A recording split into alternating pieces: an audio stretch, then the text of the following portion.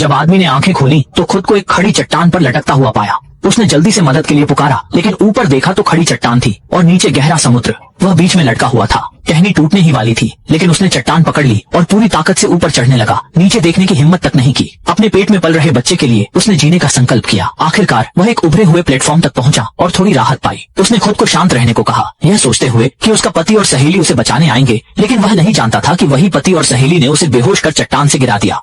उनका उद्देश्य उसकी कंपनी पर कब्जा करना और उसकी संपत्ति हथियाना था, लेकिन उन्हें उम्मीद नहीं थी कि वह महिला इतनी बड़ी गिरावट के बावजूद जीवित बच जाएगी। इस समय महिला बारिश के पानी से जाग गई और भूख से परेशान होकर कुछ पानी पिया। उसने सोचा, क्या पति और सहेली भी चट्टान से नीचे गिर गए? लेकिन तुरंत याद आया कि वह दोनों के बीच में चल रही थी। यह सोचकर उसने तुरंत सच्चाई समझ ली। वही दो सबसे भरोसेमंद लोग उसकी जान लेना चाहते थे, लेकिन उसके पास दुखी होने का समय नहीं था, क्योंकि घर पर एक छोटी बहन थी। यह सोचकर कि अगर पति उसके साथ ऐसा कर सकता है तो बहन को भी नहीं छोड़ेगा। इसी समय पति और सहेली बोर्ड मीटिंग में पहले से ही उसकी मृत्यु को लेकर बात कर रहे थे।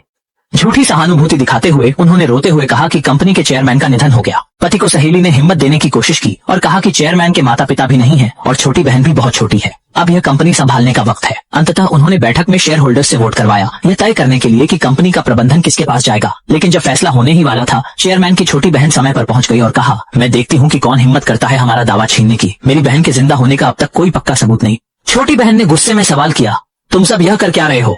पति ने झूठे आंसू बहाते हुए कहा कि वह पत्नी की रक्षा नहीं कर सका, लेकिन छोटी बहन चुप नहीं रही। उसने जवाब दिया कि यहाँ दुख जताने के बदले जल्दी से जाकर उसे खोजना चाहिए। लेकिन पति ने बहाना बनाया कि 7वीं श्रेणी का तूफान है, ऐसे में वहाँ जाना खतरनाक होगा। इस पर छोटी बहन ने खुद ही टीम तैयार करने का फैसला किया। वहीं दूसरी ओर वह महिला भूख से बेहाल थी और जंगल में जंगली बेरी देखकर राहत मिली।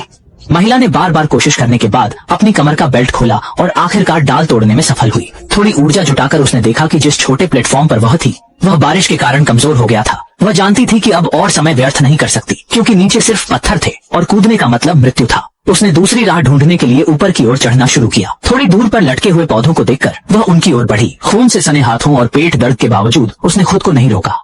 इधर पति और उसकी सहेली निगरानी कैमरे से छोटी बहन की गतिविधियों को देख रहे थे। छोटी बहन को यकीन था कि उसकी बहन जीवित है और यह भी अनुमान लगाया कि उसकी बहन की गुमशुदगी में पति का हाथ हो सकता है। पति ने देखा कि छोटी बहन पूरी तरह से उनकी साजिश पर शक करने लगी है और उसे भी मारने की योजना बना डाली। इस तरह पति ने छोटी बहन को झांसा देकर अपनी पत्नी को खोजने का बहाना किया। उन्होंने पहाड़ पर जाकर खोज अभियान का नाटक रचा।